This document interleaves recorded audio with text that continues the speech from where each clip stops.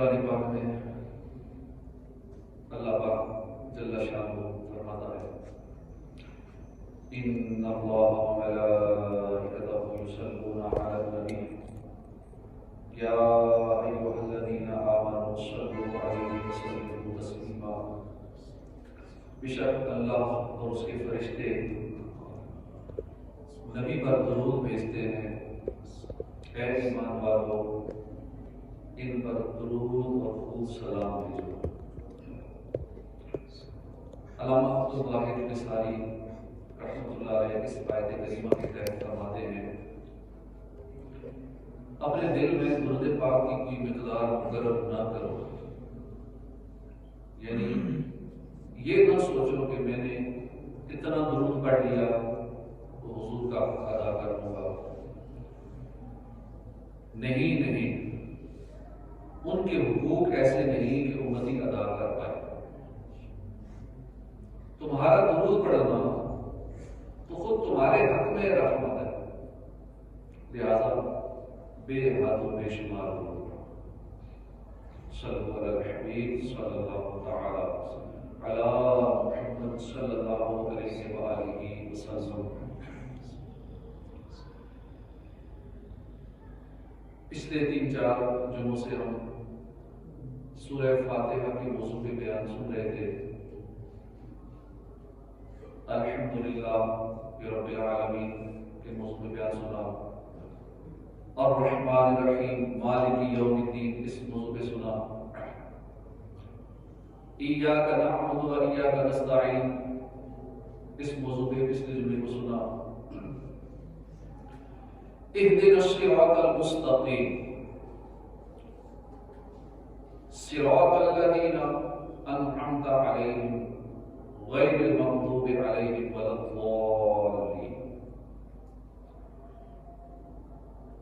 سورہ فاتحہ کی آیت نمبر 5 تا 7 آج اس موضوع پر سننے کی سعادت حاصل کریں گے۔ ترجمہ کنز العرفان ہمیں سیدھے راستے پر چلا، ان لوگوں کا راستہ جن پر ہم نے احسان کیا، نہ کہ ان کا راستہ جن پر غضب ہوا اور نہ بہکے منہوں کا۔ سورہ فاتحہ کا ایک نام سورہ دعا بھی ہے، یعنی وہ سورت جس میں دعا مانگنے کا طریقہ سکھایا گیا ہے۔ اللہ پاک کی حمد و ثنا کی سب سے پہلے کرنی چاہیے، دعا کا طریقہ ہے جیسے شروع میں ہمیں سکھایا گیا الحمدللہ رب العالمین، سب سے پہلے حمد و ثنا ہوئی، الرحمن الرحیم مالک یوم الدین۔ اس کے بعد اللہ کی بارگاہ میں وسیلہ پیش کرے، پہلے اللہ کی حمد و ثنا کرے، دعا کا یہ طریقہ ہے، پھر وسیلہ پیش کرے، ایاک نعبد ہم تیری ہی عبادت کرتے ہیں، یہ وسیلہ ہے، یعنی اے رب کریم ہم صرف تیرے حضور سر جھکاتے ہیں، کسی کو سجدہ نہیں کرتے، مولا ہم صرف تیرے لیے نماز پڑھتے ہیں، روزہ تیرے لیے رکھتے ہیں، حج تیرے لیے کرتے ہیں، زکوٰۃ تیرے لیے ادا کرتے ہیں، ہماری شرک سے پاک عبادت کا صدقہ ہماری دعاؤں کو قبول فرما۔ یہاں پہ ہم نے وسیلہ پیش کیا، اللہ کی بارگاہ میں وسیلہ پیش کر لیا۔ اب تیسرے نمبر پر اپنی عاجزی اور انکساری کا اظہار، وہ کس طرح کہ تجھ ہی سے مدد چاہتے ہیں، ایاک نعبد و ایاک نستعین تجھ ہی سے مدد چاہتے ہیں، یعنی اے مالک و مولا، اے مالک دو جہاں، ہم مٹی کے بنے ہوئے آدمی ہیں، مٹی کے بنے ہوئے انسان ہیں، لمبا لمبا تیرے محتاج ہیں۔ ہمارے بازو میں جو طاقت ہے، دیکھنے کی جو آنکھوں میں تو نے طاقت دی ہے، کانوں میں سننے کی، زبان میں بولنے کی، ہاتھوں میں پکڑنے کی، پاؤں میں چلنے کی، ہمارے دل و دماغ میں سوچنے کی طاقت، اے کریم رب یہ تیری ہی عطا کرتا ہے، تیری مدد کے بغیر ہم کچھ نہیں کر سکتے، ہم ایک قدم نہیں اٹھا سکتے، لہذا اے رب کریم ہم تجھ ہی سے مدد مانگتے ہیں۔ سب سے پہلے اللہ پاک کی حمد کی، پھر وسیلہ پیش کیا، پھر اپنی عاجزی کا اظہار کیا، انکساری کا اظہار کیا. اب بندہ دعا مانگے جو دعا سورہ فاتحہ میں سکھائی گئی ہے، اهدنا الصراط المستقیم صراط الذین انعمت علیہم غیر المغضوب علیہم ولا الضالین. ہمیں سیدھے راستے پر چلا. اب یہاں دعا مانگنا شروع کی. کون سا سیدھا راستہ؟ ان لوگوں کا راستہ جن پر تم نے احسان کیا، نہ کہ ان کا راستہ جن پر تیرا غضب ہوا، نہ بہکے ہوگا. ہم چلے راہ صراط مستقیم ہے دعا میری یہ دن بھر ساری رات، جن پہ ہے انعام تیرا اے خدا، راہ پہ ان کی چلے ہم داعیا، اور جو مغضوب ہیں گمراہ ہیں ان سے ہم کو دور رکھ اور دے نجات. یہ دعا سورہ فاتحہ میں ہمیں سکھائی گئی ہے کہ مولا کریم ہمیں سیدھے راستے پر چلا. اب اس دعا میں دو مدنی پھول ہمیں سیکھنے کو ملے. پہلا مدنی پھول یہ کہ ہمیں دعا میں اخروی فائدے کو پیش نظر رکھنا چاہیے. دنیاوی چیز بھی ہم اللہ سے مانگیں گے. حدیث پاک میں تو یہاں تک فرمایا گیا کہ جوتے کا تسمہ ٹوٹ گیا ہے تو بھی اللہ سے مانگو. یعنی ہر چھوٹی بڑی چیز اللہ سے مانگو. یقیناً ہم دنیاوی چیزیں بھی اللہ سے مانگیں گے، لیکن اللہ سے مانگتے وقت یہ ضرور ذہن میں رکھیں کہ اپنی آخرت کو پیش نظر رکھیں، اپنی آخرت کو پریارٹی دیں، اپنی آخرت کو مقدم رکھیں. آخرت پہلے مانگیں.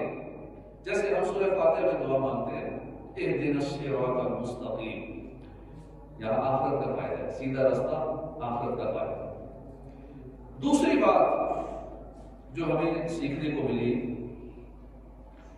وہ یہ کہ دعا میں اجتماعیت ہونی چاہیے. دیکھیے سورہ فاتحہ پڑھنے والا شخص تو ایک ہے، مگر وہ ایک بندہ دعا کیا کر رہا ہے اهدنا الصراط المستقیم، ہمیں سیدھے راستے پر چلا. یہ نہیں کہہ رہا مجھے سیدھے راستے پہ چلا، ہمیں سیدھے راستے پہ چلا.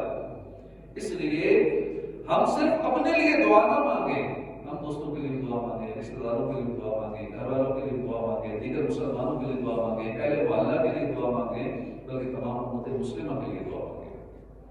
مولا مجھے رزق عطا فرما، یہ کہنے کی بجائے کہ یا اللہ ہمیں رزق عطا فرما. مولا مجھ پر رحم فرما، کہیں مولا ہم پہ رحم فرما. یوں سب کے لیے دعا مانگنے کی برکت سے دعا قبولیت کے زیادہ قریب ہو جاتی ہے. ایک مرتبہ مسلمانوں کے چوتھے خلیفہ امیر المومنین حضرت علی مرتضیٰ دعا مانگ رہے تھے، اللہم اغفر لی، اللہم اغفر لی، اللہم اغفر لی. یہ دعا مانگ رہے تھے، یا اللہ میری مغفرت فرما، یا اللہ مجھ پر رحم فرما، اے کریم رب میری توبہ قبول فرما. اللہم اغفر لی، اللہم ارحمنی، اللہم تب علی. یا نبی صلی اللہ علیہ وسلم نے جب یہ سنا فرمایا اعمم، یعنی اے علی دعا میں عموم رکھو، یعنی صرف اپنے لیے دعا نہ مانگو، اوروں کے لیے بھی دعا مانگو. یہ نہ کہو اللہم اغفر لی، کہو اللہم اغفر لنا. اللہم اغفر لی کہنے کے بجائے کہو اللہم اغفر لنا. اور پھر فرمایا وہ دعا جو اپنے لیے خاص کر کے مانگی جائے اور وہ دعا جو سب کے لیے مانگی جائے، زمین و آسمان کا فرق ہے. اب جملہ میں کی بجائے ہم کہہ دے رہے ہیں، فرق آ جانا ہے زمین و آسمان کا. تھوڑی سی توجہ دینے کی بات ہے. دعا قبولیت کی بھی زیادہ قریب ہو جاتی ہے، فائدہ بھی سب کا ہو. سبحان اللہ. اللہ پاک توفیق عطا فرمائے. ہمیں صرف اپنے لیے نہیں بلکہ سب کے لیے دعا مانگنی چاہیے. حدیث پاک کے مطابق اللہ کے ہاں سب سے زیادہ محبوب دعا یہ ہے، آئیے مل کر پڑھتے ہیں اللہم ارحم، اللہم ارحم امت محمد رحمتا عامتا. اے اللہ پاک تمام امت محمدیہ پر عام رحمت فرما. سب کے لیے دعا مانگنی چاہیے، ہو سکے کہ دعا یاد بھی کر لیں تاکہ سب کے لیے ہم دعا مانگ سکیں. خرفتاتو در گزر کر بے کس و مجبور کی، وہ الہی مغفرت ہر بے کس و مجبور کی. سب کے لیے دعا ہو گئی. اہدنا الصراط المستقیم، ہمیں سیدھے راستے پر چلا۔ اب صراط مستقیم کون سا راستہ ہے؟ اس تعلق سے 12ویں پارے میں ارشاد باری تعالیٰ ہے، اللہ کے نبی ہود علیہ السلام نے اپنی قوم سے فرمایا تھا، ان ربی علی صراط مستقیم، بے شک میرا رب سیدھے راستے پر چلتا ہے، من طلبہ فلیطلبہ علی صراط مستقیم، جو اللہ کا قرب پانا چاہے وہ سیدھے راستے پر اللہ کو تلاش کرے، سیدھے راستے پر چلے۔ یہی وہ راستہ ہے جن پر چلنے سے اللہ کا قرب نصیب ہوتا ہے۔ تو معلوم ہوا سیدھا راستہ وہ ہے، صراط مستقیم وہ ہے جس پر چل کر اللہ مل جائے، اللہ کا قرب مل جائے۔ لہذا صراط مستقیم وہ راہ ہے۔ اہدنا الصراط المستقیم کا مطلب اور وہ دعا یہ بنے گا کہ اے اللہ پاک ہمیں اس راستے پر چلنے کی توفیق عطا فرما جس پر چل کر ہمیں تیرا قرب نصیب ہو جائے، وہ والا راستہ۔ مجھے ایسے عمل کی دے توفیق کہ وہ راضی تیری رضا ہے، ہر بھلے کی بھلائی کا صدقہ اس برے کو بھی کر بھلا یا رب، اے عاشقان رسول۔ اب سمجھنا یہ ہے کہ جس راستے پر چل کر ہم اللہ کا قرب پا سکتے ہیں وہ راستہ کون سا ہے؟ صراط مستقیم کیا ہے، کون سا راستہ ہے؟ اس کو سمجھنے کے لیے سورہ فاتحہ کی جو اگلی آیت ہے اس کی وضاحت بڑی ضروری ہے۔ صراط الذین، کون سا راستہ؟ صراط الذین انعمت علیہم، ان لوگوں کا راستہ جن پر تو نے احسان کیا۔ تو معلوم ہوا جن پر اللہ کا انعام ہوا ان کا جو راستہ ہے وہ سیدھا راستہ ہے، وہ صراط مستقیم ہے۔ اب وہ انعام یافتہ لوگ کون ہیں؟ کن پہ اللہ کا انعام ہوا، کن پہ اللہ کا احسان ہوا؟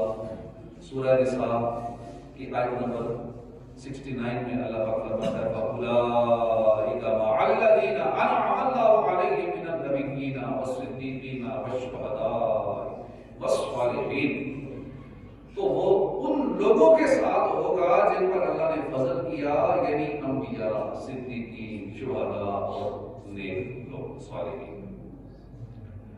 تو 4 گروہ انعام یافتہ ہیں، ان 4 گروہوں کے راستے میں چلیں گے تو سیدھا راستہ ملے گا، انبیاء، صدیقین، شہداء، اولیاء۔ اہدنا الصراط المستقیم کا مطلب بنے گا اے اللہ پاک ہمیں نبیوں کے راستے پہ چلا، اے اللہ پاک ہمیں صدیقین کے راستے پہ چلا، اے اللہ ہمیں شہداء کے راستے پہ چلا، اے اللہ ہمیں اولیاء کے راستے پہ چلا۔ دوسرے لفظوں میں یوں کہہ لیجیے، ہم دعا مانگ رہے ہیں اے رب کریم ہمیں اپنے محبوب کی سنتوں پہ چلا، صحابہ کی ادائیں اپنانے کی توفیق عطا فرما، ہمیں غوث پاک کے، ہمیں داتا حضور کے، ہمیں خواجہ غریب نواز کے، ہمیں بابا فرید کے، ہمیں اعلیٰ حضرت امام احمد رضا خان کے اور اپنے ان تمام نیک لوگوں کے راستے پر چلا، اس پہ چلنے کی توفیق عطا فرما۔ کتنی خوبصورت دعا ہے قرآن کریم کی پہلی ہی سورت میں ہم روزانہ نماز میں پڑھتے ہیں، دعا مانگتے ہیں۔ دعا کیا ہے؟ یا اللہ ہمیں نبیوں کے راستے پہ چلا، روزانہ نماز میں دعا مانگ رہے ہیں، یا اللہ ہمیں ولیوں کے راستے پہ چلا، یا اللہ ہمیں صحابہ کے راستے پہ چلا، یا اللہ ہمیں اہل بیت کے راستے پہ چلا، یا اللہ ہمیں اولیاء کے نقش قدم پر چلنے کی توفیق عطا بنا دے مجھے نیک نیکوں کا صدقہ، گناہوں سے ہر دم بچایا جائے۔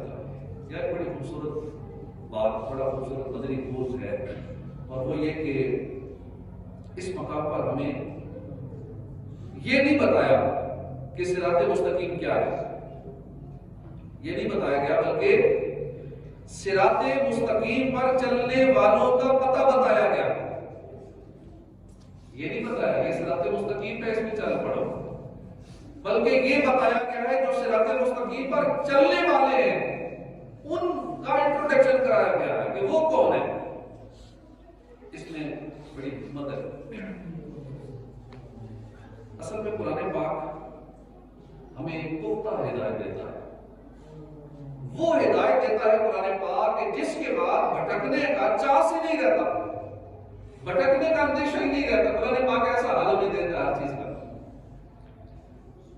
مثال کے طور پہ میں کسی شہر میں نیا نیا گیا، وہ شہر نہیں دیکھا پہلے سے، اس کی شہر کی گلیاں نہیں دیکھی، محلے نہیں دیکھے، کسی سے میں ایڈریس پوچھتا ہوں بھائی میں نے فلاں جگہ جانا ہے، راستہ بتا دیں، وہ مجھے راستہ بتاتا ہے، یہاں سے سیدھے جاؤ، پھر دائیں مڑنا، پھر بائیں مڑنا، پھر دائیں ہونا، پھر بائیں ہونا، پھر سیدھے جانا، پھر ادھر جانا، ادھر جانا، یوں بتا دیتا ہے، ٹھیک ہے۔ کچھ لوگ زیادہ ذہین ہوتے ہیں تو سمجھ جاتے ہیں، لیکن پھر بھی نیا شہر، نئی گلیاں، نئے محلے، آگے پیچھے سے بندہ بھٹک جائے کہ پتہ نہیں ادھر تو 2 گلیاں رائٹ مڑ رہی، پتہ نہیں اس نے پہلی والی کہا تھا، دوسری والی کہا تھا، لیکن لیفٹ بھی 2-3 مڑ رہی، پتہ نہیں کون سی، ایک چھوٹی بھی ہے، ایک بڑی بھی ہے، پتہ نہیں اسے چھوٹی گلی میں مڑنے کا کہا تھا، یہ بڑی بھی، آگے سیدھا بھی 2 راستے یوں جا رہے ہیں، پتہ نہیں کون سا ادھر والا سیدھا بتا ہے، ادھر والا، اب چانس ہے بھٹکنے کا۔ اب قرآن پاک ہمیں کتنی پیارے انداز میں راستہ بتاتا ہے۔ اب بتانے والے نے وہاں بھی ہمیں راستہ بتایا، ادھر جانا، ادھر جانا، اس نے صحیح بتایا کیونکہ اسے راستے کا پتہ ہے، اس محلے کا رہنے والا ہے، اس نے صحیح بتایا، ادھر ہونا، سیکٹر 4 میں جانا، بلاک بی میں جانا، پھر سی میں جانا یا اے میں جانا، پھر لیفٹ مڑنا، رائٹ مڑنا، فلاں گلی ہوگی۔ اب ٹھیک ہے، اس نے راستہ بالکل صحیح بتایا۔ اس شہر میں تو نہیں ہوں، کچھ دیکھا ہوا نہیں ہے، غلطی سے کہیں دائیں سے بائیں مڑ گیا، بائیں سے دائیں مڑ گیا، راستہ تو بھٹک گیا۔ اب فرض کیجئے راستہ بتانے والا یوں کہے کہ میرے پیچھے پیچھے آ جاؤ، میں ادھر ہی جا رہا ہوں، کتنا آسان ہو جائے گا؟ یہ کام آسان ہے یا یہ آسان ہے کہ اگلا کہے کہ ٹھیک ہے دائیں مڑنا تو بائیں مڑنا، سیدھا جانا تو الٹا جانا؟ وہ کام مشکل ہے۔ یہ کام، یہ مشورہ اس کا آسان تھا، یہ بات اس کے بعد میں ایزی ہو گئی، اب ٹینشن فری ہو گئے۔ اس نے کہا میں ادھر ہی جا رہا ہوں، میرے پیچھے پیچھے آ رہا ہوں۔ اب بالکل ہم ایزی ہو گئے، اب اس کے پیچھے پیچھے چلتے رہو، یہ بندہ ادھر ہی جا رہا ہے، یہ بندہ سیدھے راستے، اب یہاں بھٹکنے کا کوئی چانس نہیں رہا۔ اسی طرح قرآن پاک ہمیں ایسے راستے بتاتا ہے، ہمیں اس انداز میں ہماری رہنمائی فرماتا ہے کہ بھٹکنے کا چانس ہی نہیں رہتا۔ ایسے ہی اللہ پاک نے ہمیں اپنے قرب کے راستے پر چلنے کے لیے یہی فرمایا کہ جو ہمارے انعام یافتہ بندے ہیں ان کو یہ راستہ پتا ہے، مجھ تک کیسے پہنچنا ہے، راہ سلوک کا میرے بندوں کو پتا ہے، تم ان کے پیچھے چل پڑو، ان کے پیچھے پیچھے چل پڑو۔ کیوں؟ کیونکہ صراط مستقیم وہ راستہ ہے جس میں دشواریاں، اس راستے پر شیطان بھی بیٹھا ہے بھیس بدل کے، شیطان اپنے جال بچھائے بیٹھا ہے جو تمہیں پھنسا لے گا راستے میں۔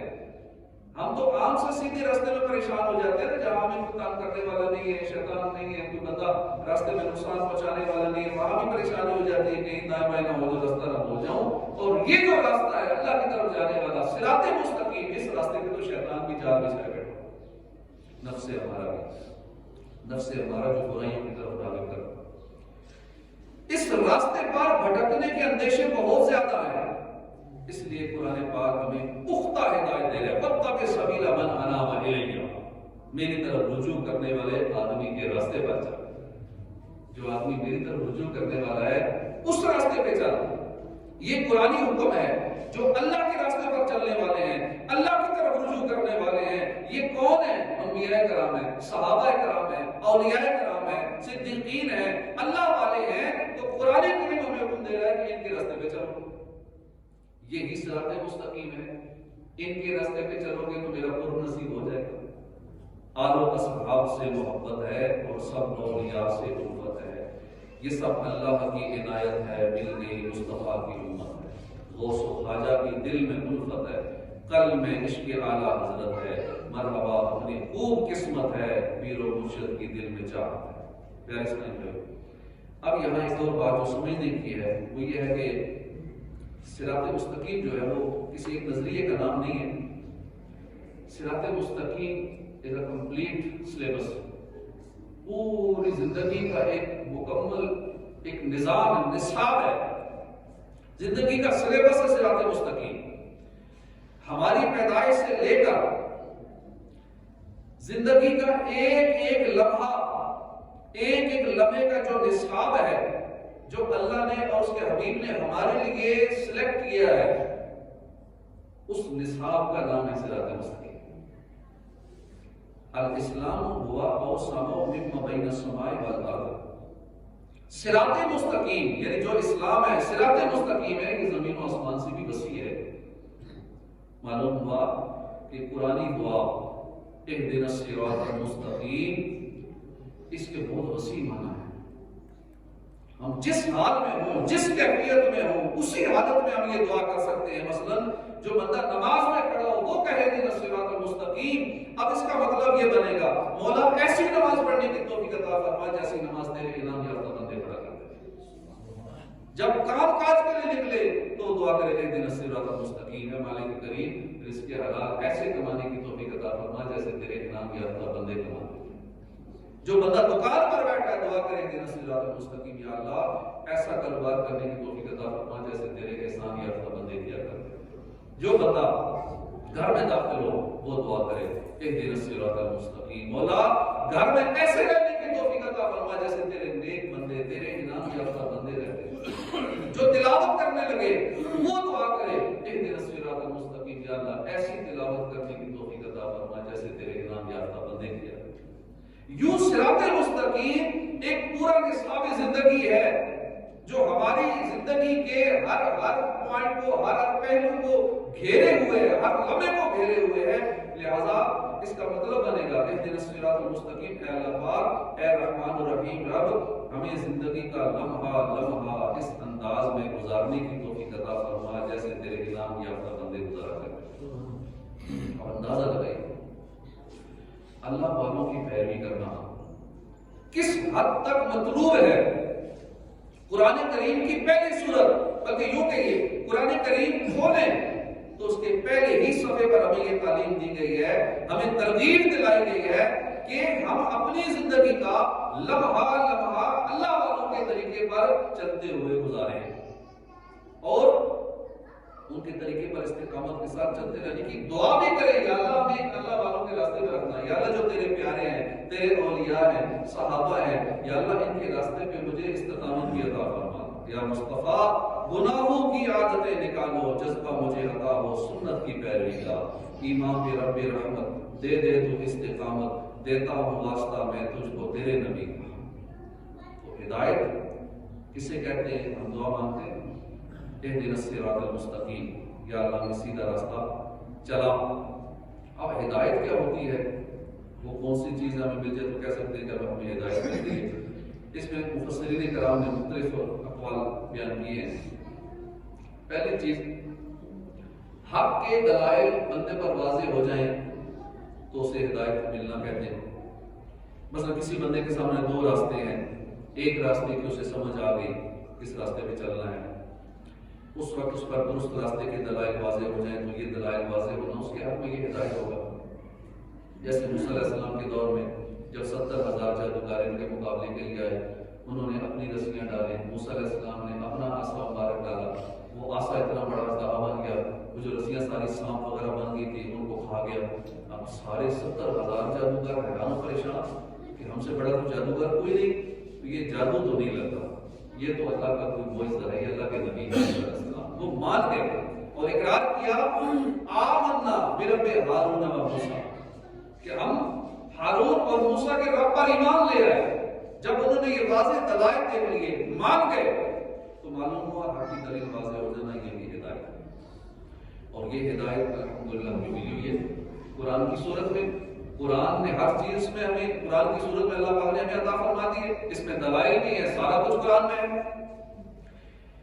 دوسری چیز جس کو ہدایت کہا جاتا ہے وہ یہ ہے کہ اللہ پاک سمجھانے والی شخصیات بھیجتا ہے، انبیاء کرام، اور ہمارے لیے اللہ کے آخری نبی صلی اللہ علیہ وآلہ وسلم کو ہدایت دینے والا بنا کر مبعوث فرمایا۔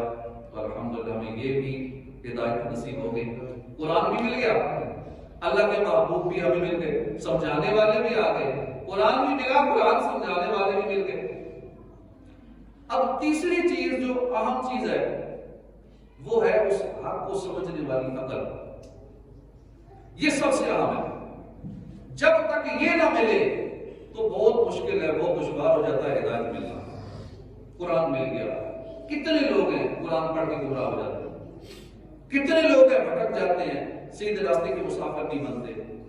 انبیاء کرام تشریف لائے، انبیاء نے معجزے بھی دکھائے کہ تم نے بات مانی، حق کے دلائل کو کھول کر بیان بھی کر دیا، پھر بھی لوگوں نے صراط مستقیم کو قبول نہ کیا۔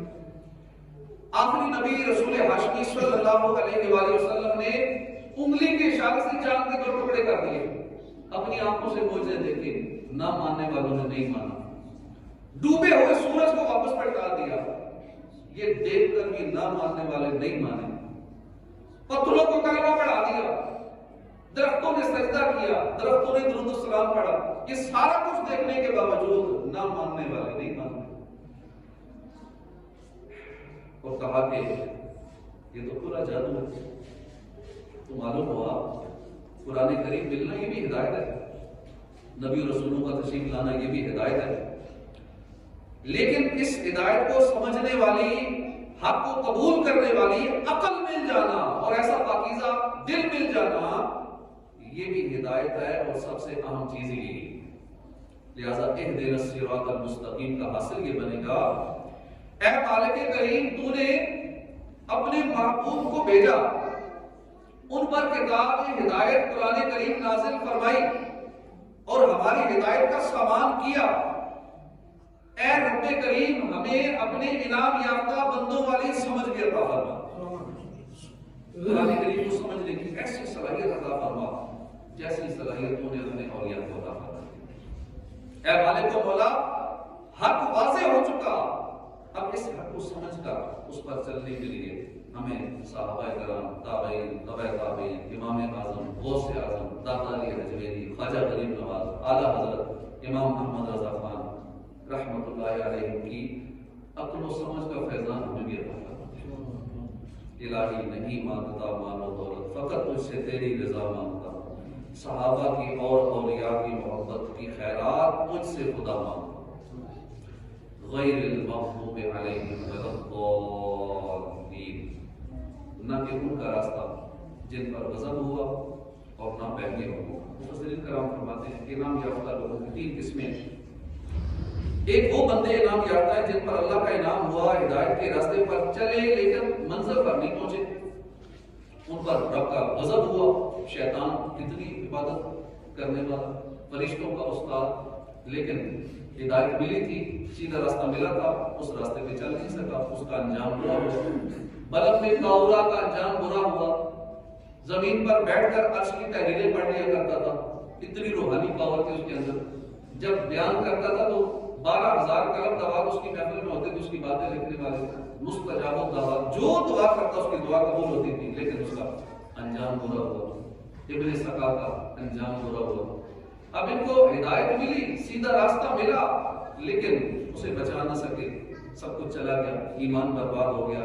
تو یہ ہے غیر المغضوب علیہم، غیر المغضوب علیہم، یہ لوگ ہیں انعام یافتہ بندوں میں۔ دوسری قسم کے لوگ وہ ہیں جن پر انعام ہوا، ہدایت بھی آئی، رسول بھی تشریف لائے، ہدایت کے موقع، ہدایت قبول کرنے کے مواقع بھی فراہم کیے گئے، مگر یہ لوگ راستے میں رہے، جان بوجھ کر حق کا راستہ یا تو اختیاری نہ کیا، برے راستے پہ چل پڑے، یا چلے تو صحیح، چلنے کے بعد پھر یو ٹرن لے گئے اور راستے سے ہٹ گئے، کسی اور راستے کے مسافر بن گئے، یہ ہے ضالین۔ تیسری قسم کے وہ لوگ ہیں کہ جن پر انعام ہوا، صراط مستقیم پر چلے، استقامت سے چلتے رہے، چلتے رہے، چلتے رہے، ایمان سلامت لے کر قبر میں چلے گئے، یہ ہے کامیاب۔ کیوں کامیابی یہ کہ ہم مسلمان ہیں، ٹھیک ہے، اللہ کا کرم ہے، ایمان بچا کر، شیطان سے اپنے ایمان کو بچا کر، ایمان سلامت لے کر قبر تک پہنچ جانا، یہ کامیابی ہے۔ اللہ پاک ہمارا ایمان سلامت اہدنا الصراط المستقیم صراط الذین انعمت علیہم غیر المغضوب علیہم ولا الضالین۔ معلوم ہوا ہمیں ہدایت پر استقامت کی دعا کرتے رہنا چاہیے، اللہ ہمارا ایمان سلامت رکھنا، یا اللہ ایمان پر استقامت عطا فرما۔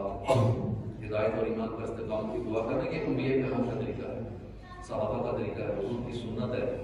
اللہ کے نبی یوسف علیہ السلام نے بھی یہ دعا کی تھی. اسی طرح انبیاء کرام دعائیں کرتے تھے.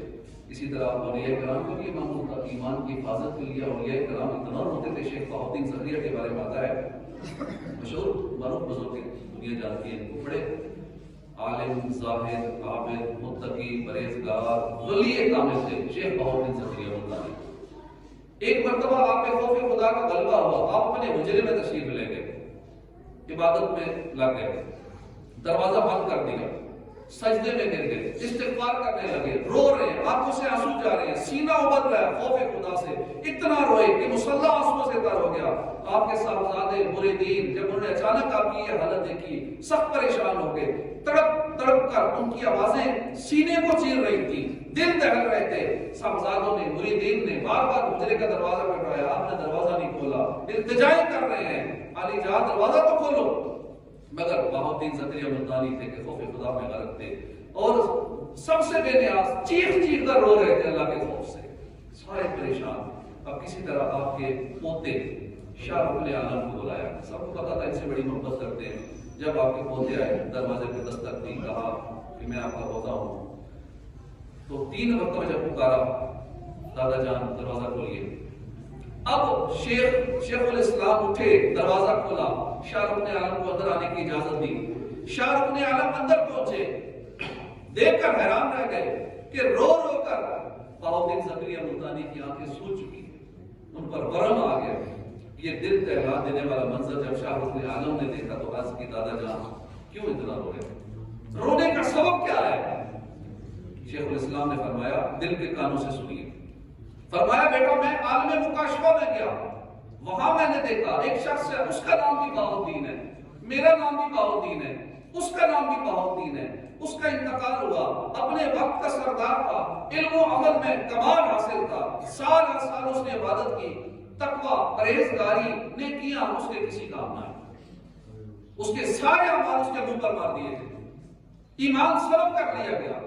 اس شخص کا جب یہ حال میں نے دیکھا تو مجھ پہ یہ کیفیت داری ہو کہ ایک وہ بہاء الدین ہے, لیکن میں بہاء الدین ہوں جس کی عبادت اور اطاعت اس کے کسی کام نہیں آئی, اس کا ایمان سلب کر لیا گیا. اور میں بہاء الدین ہوں, پتہ نہیں میرا کیا بنے گا, کہیں میری عبادات بھی میرے منہ پہ نہ مار دی جائے. اللہ پاک ہمیں بھی اپنا خوف نصیب, کاش ہم اس کی خفیہ تدبیر سے ڈرتے رہے. اللہ پاک ہم پر کرم فرمائے. اللہ نے ہمیں ایمان کی دولت نصیب فرمائی, حضور کا دامن ہمارے ہاتھوں میں دیا.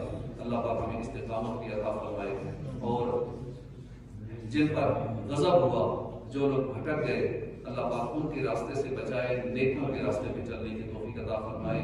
ایمان پہ رب رحمت دے دے تو استقامت, دیتا ہوں واسطہ میں تجھ کو تیرے نبی کا, وما علینا الا البلاغ.